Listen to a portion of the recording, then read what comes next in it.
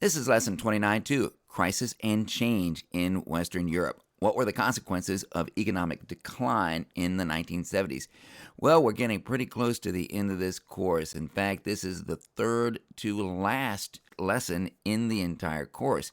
So we're getting to the end, but I will most likely keep posting videos, particularly of test reviews.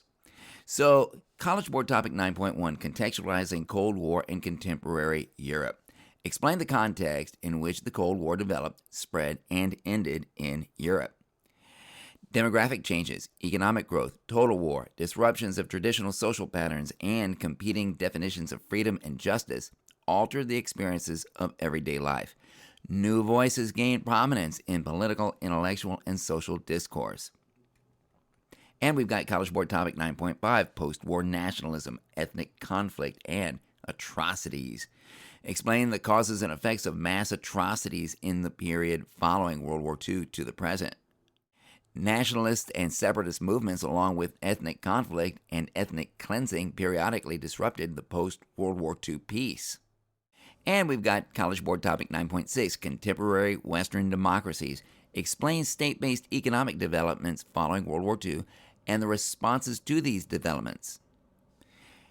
Post-war economic growth supported an increase in welfare benefits. However, subsequent economic stagnation led to criticism and limitation of the welfare state. The expansion of cradle-to-grave social welfare programs in the aftermath of World War II, accompanied by high taxes, became a contentious domestic political issue as budgets of European nations came under pressure in the late 20th century.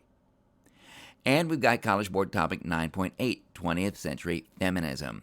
Explain how women's roles and status developed and changed throughout the 20th and 21st centuries. The lives of women were defined by family and work responsibilities, economic changes, and feminism. In Western Europe, through the efforts of feminists, and in Eastern Europe and the Soviet Union through government policy, women finally gained the vote, greater educational opportunities, and access to professional careers, even while continuing to face social inequalities. Women attained high political office and increased their representation in legislative bodies in many nations.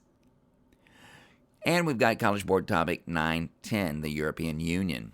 Explain how the formation and existence of the European Union influenced economic developments throughout the period following World War II to the present. European states began to set aside nationalist rivalries in favor of economic and political integration, forming a series of transnational unions that grew in size and scope over the second half of the 20th century. As the economic alliance known as the European Coal and Steel Community, envisioned as a means to spur post-war economic recovery, developed into the European Economic Community, EEC, or Common Market, and the European Union, EU, Europe experienced increasing economic and political integration and efforts to establish a shared European identity. College Board Topic 9.13, Globalization. Explain the technological and cultural causes and consequences of increasing European globalization in the period from 1914 to the present. Green parties in Western and Central Europe challenged consumerism, urged sustainable development, and by the late 20th century, cautioned against globalization. College Board Topic 9.14, 20th and 21st Century Culture, Arts, and Demographic Trends. Explain how and why European culture changed from the period following World War II to the present. During the 20th century, the arts were defined by experimentation, self-expression, subjectivity, and the increasing influence of the United States in both elite and popular culture. Throughout the century, a number of writers challenged traditional literary conventions, questioned Western values, and addressed controversial social and political issues.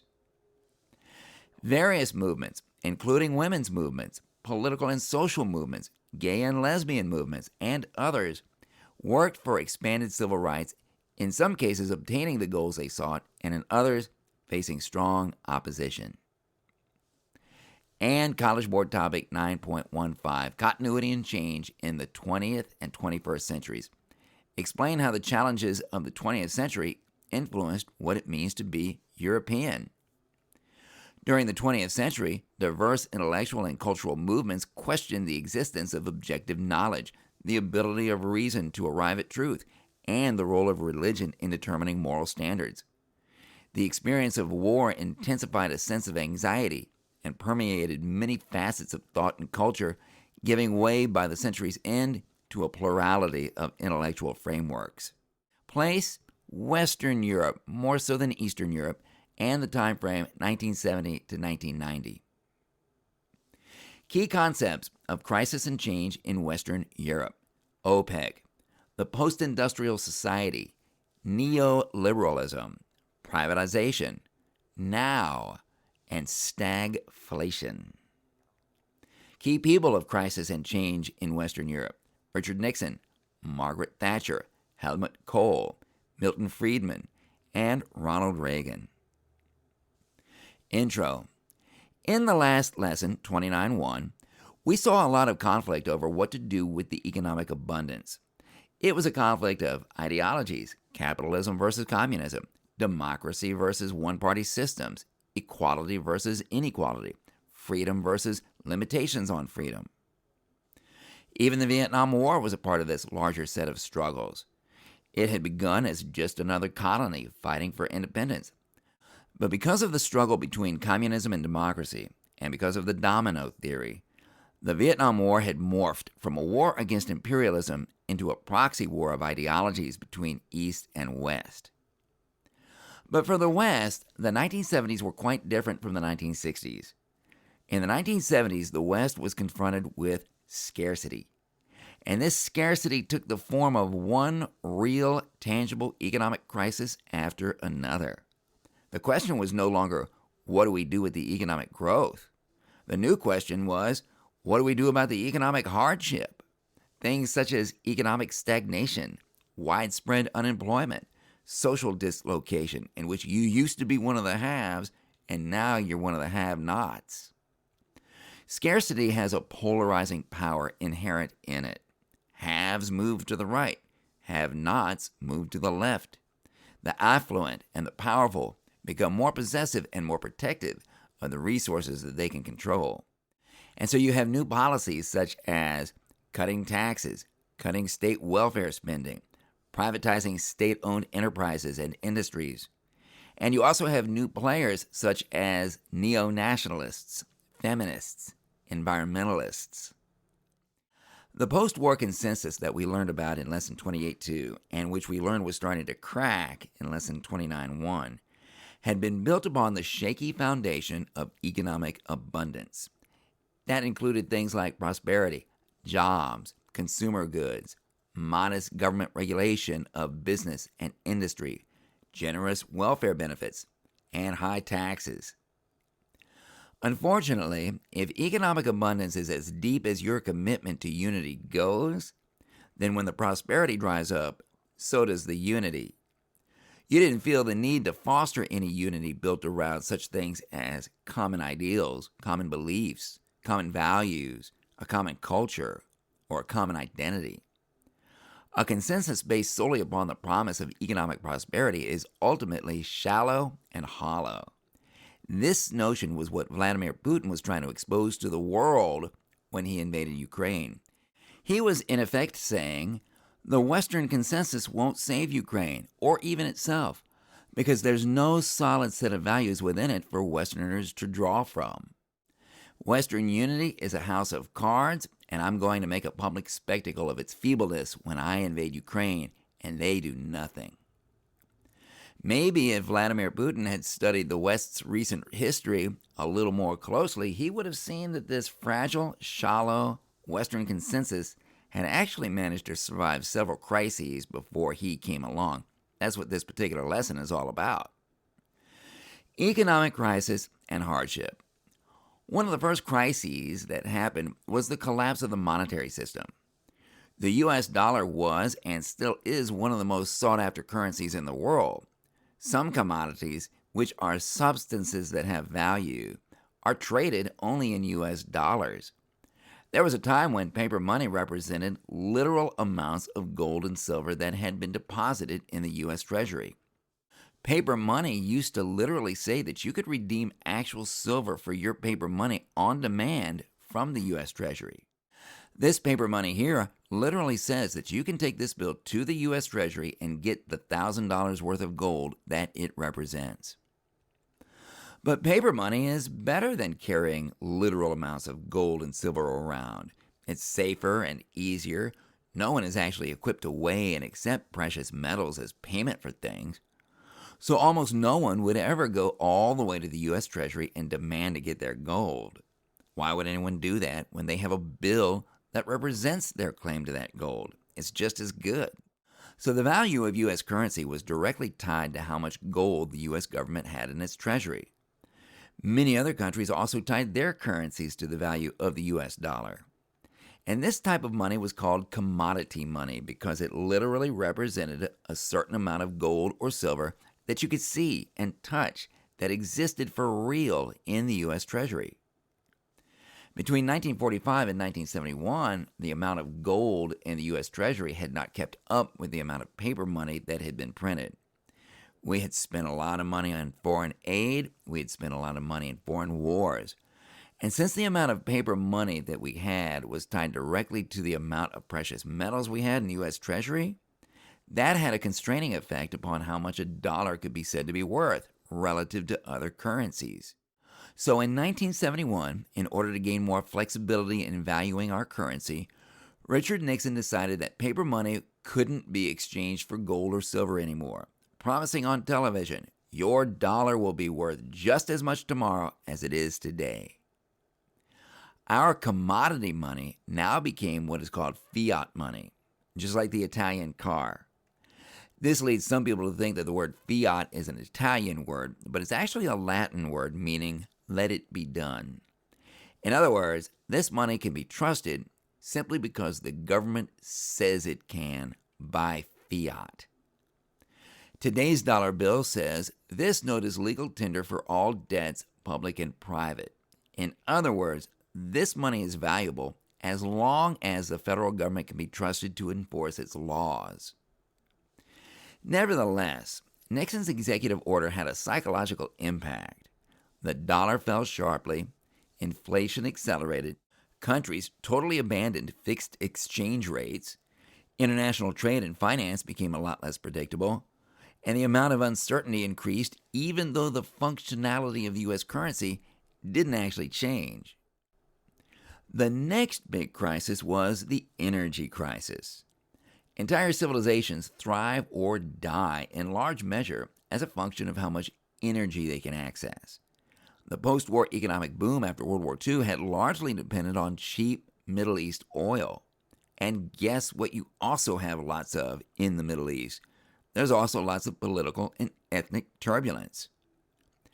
The focus of all the unrest was upon the country of Israel. In 1967, Israel wrecked the militaries of Egypt, Syria, and Jordan in the Six-Day War. Who actually started the war is a matter of controversy. Israel took huge amounts of territory from these countries, and the outcome was a big humiliation for all three of them. And it led to anti-Western feelings throughout the Middle East. In addition, there was OPEC, the Organization of Petroleum Exporting Countries. OPEC had been formed in the year 1960. OPEC had been watching oil prices drop and the price of Western manufactured goods rise ever since its creation. And OPEC finally decided that they were going to use the price of oil to retaliate. In 1973, Egypt and Syria launched a surprise attack against Israel in order to get back the territory it had lost in 1967. And this war was called the Yom Kippur War. It was bigger, longer, and more serious than the Six-Day War. The possible use of nuclear weapons by the Israelis was seriously discussed within the Israeli government, and the possibility of nuclear weapons was also greatly feared by the Arab countries.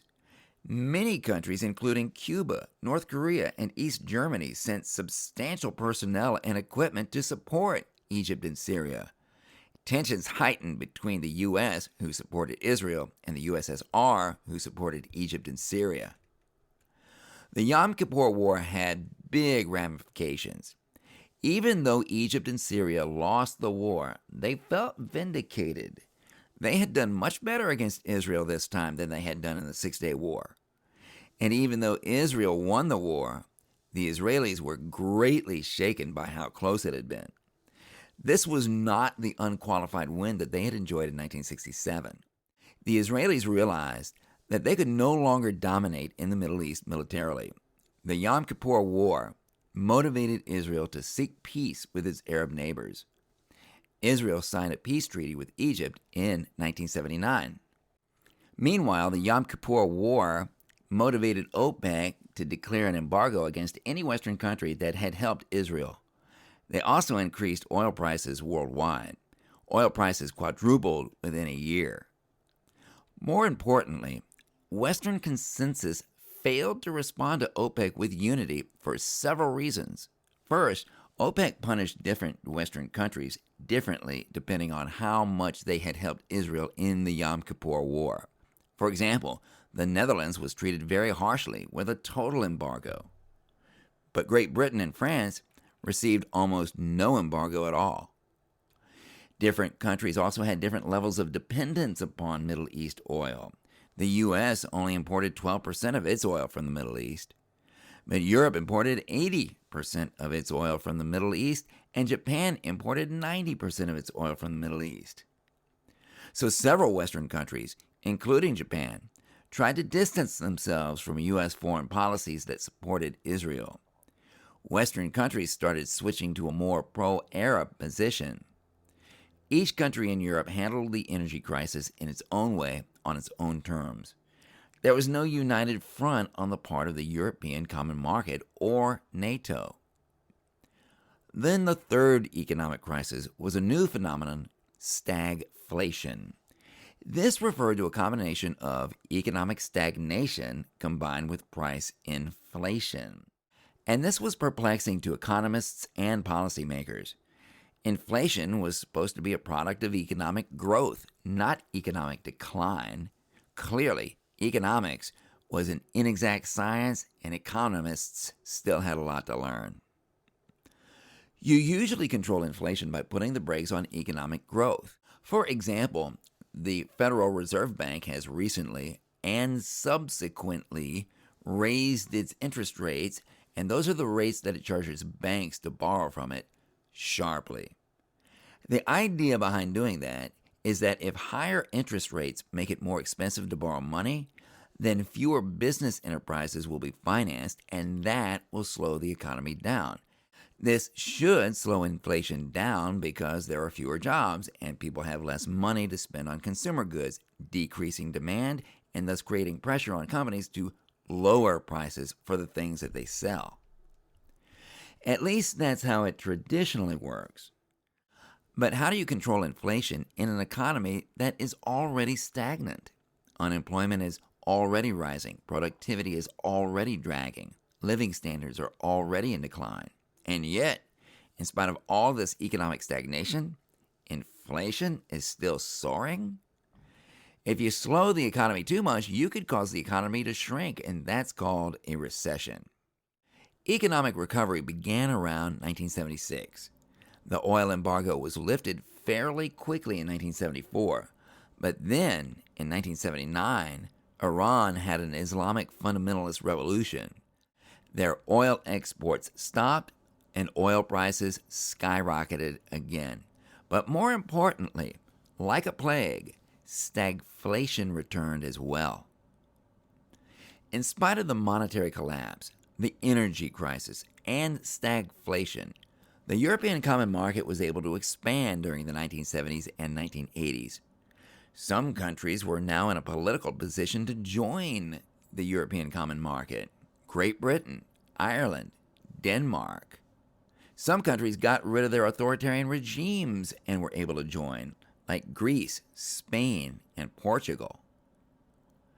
The international debt crisis. Countries in the developing world were even harder hit by slow economic growth than Western countries were. This was especially true of countries in South America, Sub-Saharan Africa, and South Asia. These countries had borrowed lots of money from the developed countries in order to invest in infrastructure and their economies. Problems arose when economic crises hit and these countries couldn't make the payments on their debts. Of course, there was more than one perspective on the problem. American and Western Europeans viewed it as, we trusted you and made these loans to you, and now you need to stop making excuses and pay. But the developing world perspective was, you didn't loan us all this money because you wanted to help us. You wanted to take advantage of us and control us and tell us what to do. Many saw the international debt crisis as another chapter in the evolving nature of old-style colonialism and imperialism. The tiger economies. Several countries in East Asia were able to modernize and industrialize their economies. Japan, Singapore, Taiwan, South Korea. These countries had much lower labor costs than the West did. And when they combined their lower labor costs with automation, they were able to give the West a lot of stiff competition. They started exporting inexpensive high-tech consumer goods around the world, and they started taking manufacturing jobs away from North America and Europe. The post-industrial society.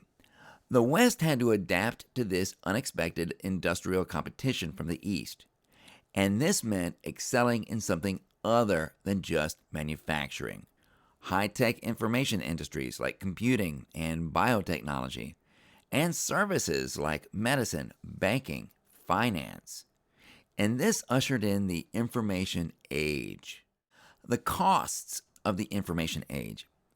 The shift away from heavy industry in North America and Europe had been a painful one. Many former centers of industry became rust belts, and these were areas of high unemployment, closed factories, and neglected equipment. The Ruhr Valley in Germany. Areas of northern England such as Birmingham, Manchester, and Sheffield, and Detroit, Michigan, and Youngstown, Ohio. 19 million people became jobless. The welfare state managed to prevent society from hitting rock bottom. These programs put a stop to the mass suffering and degradation that might have resulted from these economic challenges. They may well have preserved democracy and political stability. And as we have seen, challenging economic times often result in political violence and authoritarianism. Spending on these social safety programs soared. The benefits people like the best are the ones they don't have to pay for. Increased taxes did not nearly keep up with increased spending. And the result for many countries was budget deficits, national debt, and the corresponding economic hardships that went with all that. The new conservatism. Not everyone agreed that running up large deficits and national debts with all of this spending was the best way to transition from an industrial economy to a post-industrial economy.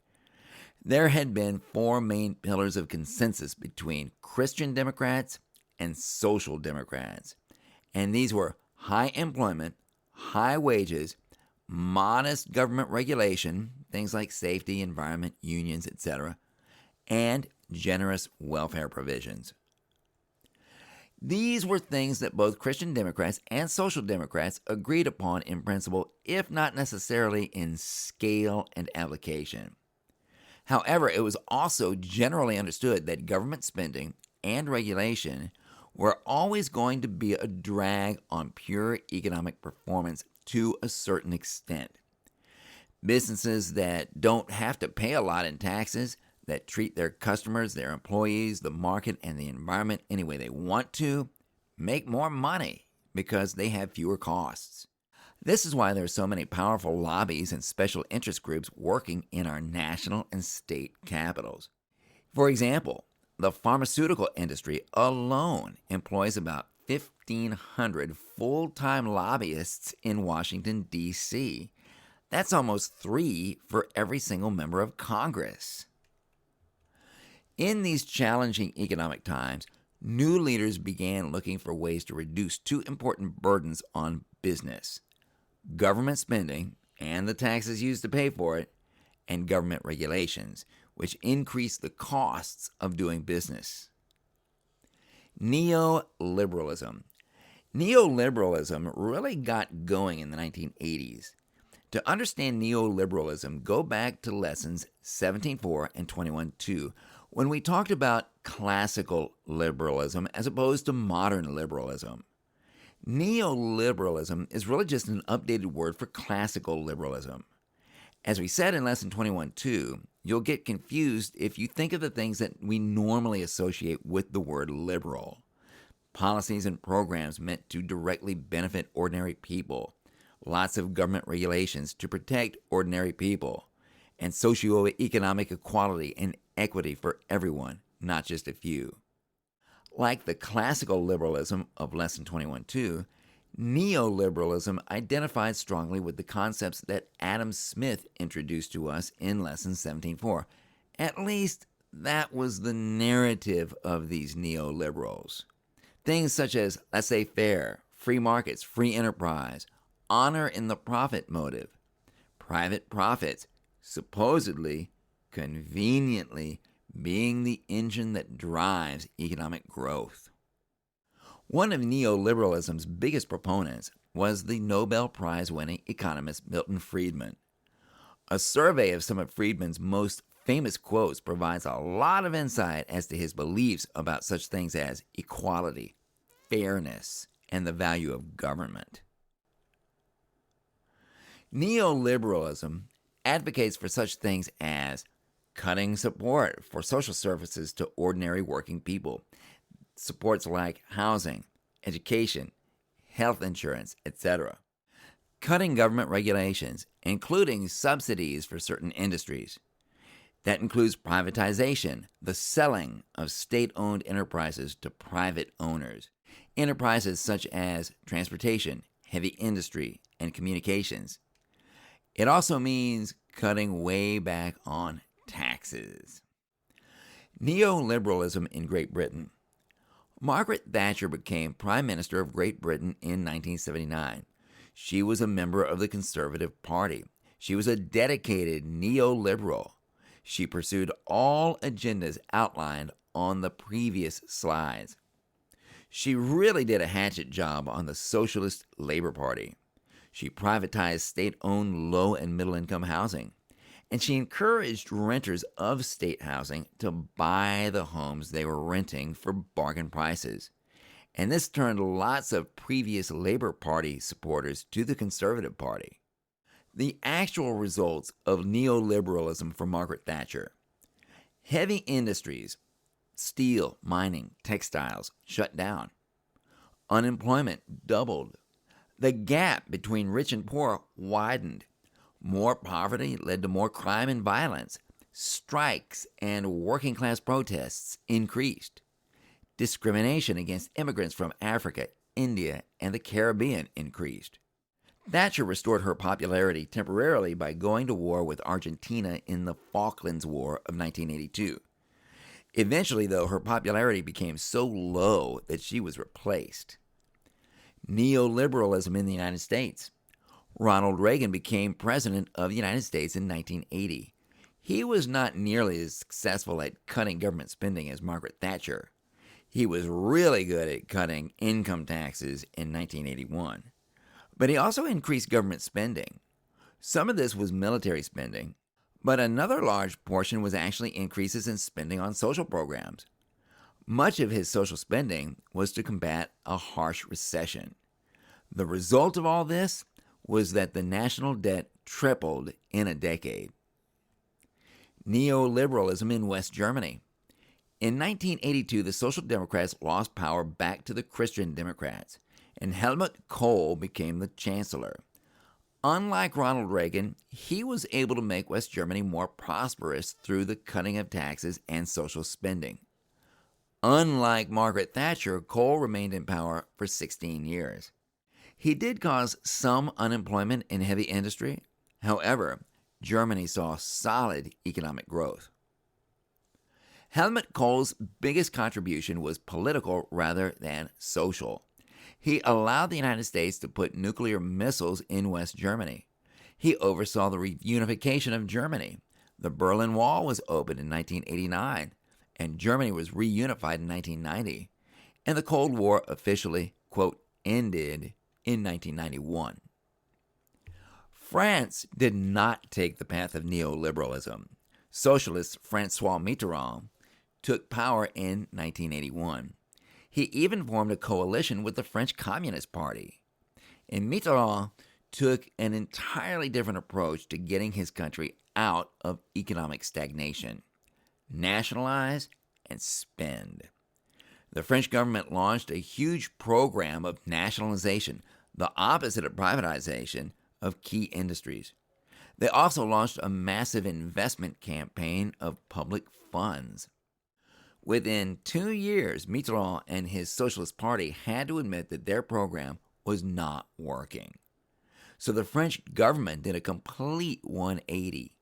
They re-privatized industries that they had just recently nationalized. And they launched a series of austerity programs, and these mean reductions in social spending. In spite of all the economic challenges and the conservative responses, North America and Western Europe did have stronger economies in 1990 than they had had in the 1970s. Western Europe was at the heart of a new global economy.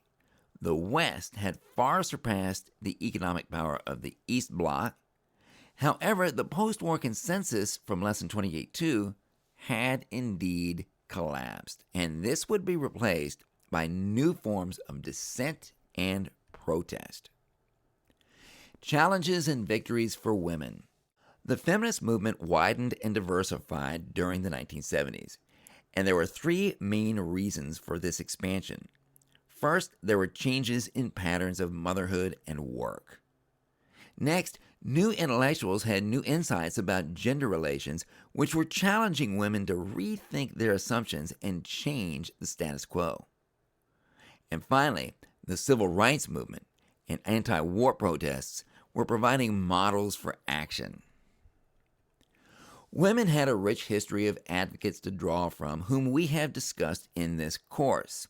Christine de Pizan from Lesson 12.4 and the Chorale des Femmes. How about Baroque painter Artemisia Gentileschi from Lesson 15.6? Or the women who hosted all the Enlightenment-era salons in Lesson 16.4? All the women of science and the Enlightenment whom we studied in Lesson 16.6 and wrote a DBQ about, especially Emilia du Châtelet. The French Revolution featured Olympe de Gouges and Mary Wollstonecraft from Lesson 19.7. Don't forget utopian socialist Flora Tristan from Lesson 21.2. And Emmeline Pankhurst from Lesson 22.3. In 1949, Simone de Beauvoir wrote The Second Sex. She was a French writer and philosopher. She was also an existentialist, heavily influenced by Jean-Paul Sartre from Lesson 26.1, which you could really see in her arguments. Simone de Beauvoir argued that women were not allowed to become who they really wanted to be because of the limiting roles that men had constructed for them. Women had to take courageous action and assert their own creativity in order to become a complete person, free of the construct of inferiority that our patriarchal society had arbitrarily placed upon them. And this book inspired an entire second wave of feminism in the 1960s and 1970s. In 1963, Betty Friedan wrote The Feminine Mystique. She was an American, and in 1974 she founded the National Organization for Women, NOW.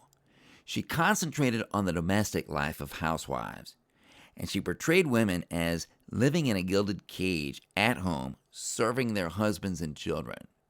Many were not allowed to have professional careers, and because of this, they were not allowed to assert themselves as grown adults. And therefore, domestic life would always keep them in a position of inferiority. Previous feminist movements saw the fight for women's equality as mainly a social issue.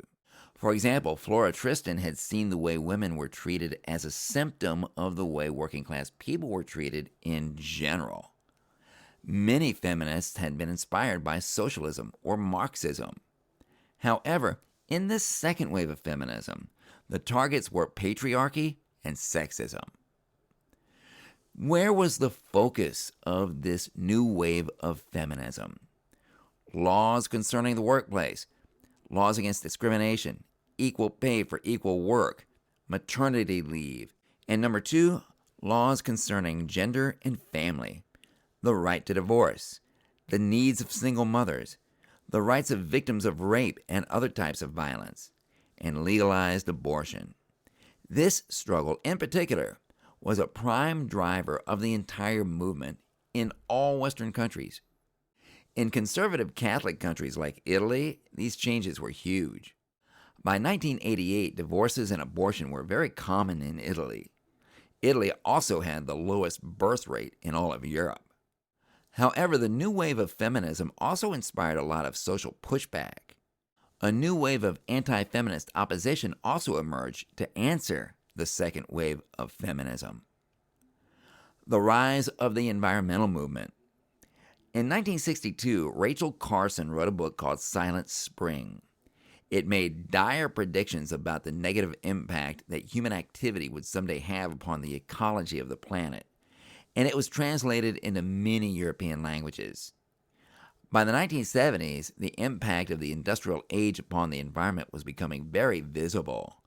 The Rhine River was heavily polluted. Forests in southern Germany were suffering from acid rain from the factories.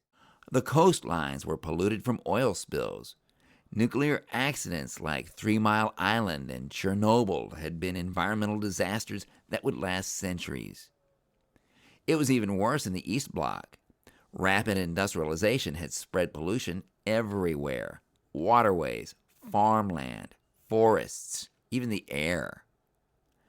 Environmentalists had two main objectives. Number one, address the impact of pollution on the natural environment. And number two, address the impact of pollution on people in terms of poverty, inequality, and violence. With the increasing alarm about climate change, we have seen such impacts on human beings in vulnerable places such as Madagascar. As more and more places become less and less livable, we are going to see more and more competition for what is left in the forms of mass migrations and even wars. Currently, the war in Ukraine is keeping much needed grain from getting to countries in Africa that are already impacted by climate change. Environmentalists have used various means to effect change for the better: working with politicians to get laws passed, using the media to educate and create awareness, and activism. For example, in Copenhagen in 1969, university students took over a science conference and sprayed all the attending academics with polluted lake water.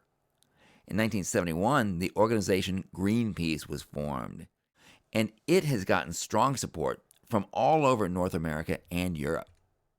Another way that environmentalists affect change is by forming political parties. In 1979, in West Germany, the Green Party was formed. In 1983, the party elected members to parliament. And since then, Green parties have formed in numerous other countries. In the East Bloc, where there was only one party, the Communist Party, Green parties could not form until after the fall of communism. Separatism and right-wing extremism. Serious separatist movements began in the 1970s in many countries: Ireland, Spain, Belgium, Switzerland, Yugoslavia, Czechoslovakia, etc. And their demands ranged from special rights and privileges to national independence. Spain had the separatist movement Basque Homeland and Freedom, the ETA, and they used bombings and assassinations to gain independence. The Spanish government granted the Basque region a new constitution with special autonomy. However, the ETA rejected this constitution and killed over 400 people during the 1980s. Ireland had the Irish Republican Army, the IRA. Ireland had been an independent country since 1922. However, Northern Ireland, consisting of 6 counties in the northeast part of the island, was still British. The people of Northern Ireland were almost entirely Protestant. We've been talking about the Irish struggle for independence ever since the Statutes of Kilkenny from way back in Lesson 11.5, which was posted in the summer reading room. We talked about the atrocities that Oliver Cromwell committed in Ireland in Lesson 15.5. We've talked about the Irish famine in Lesson 21.4. We've talked about the Irish struggle for home rule in Lesson 23.4.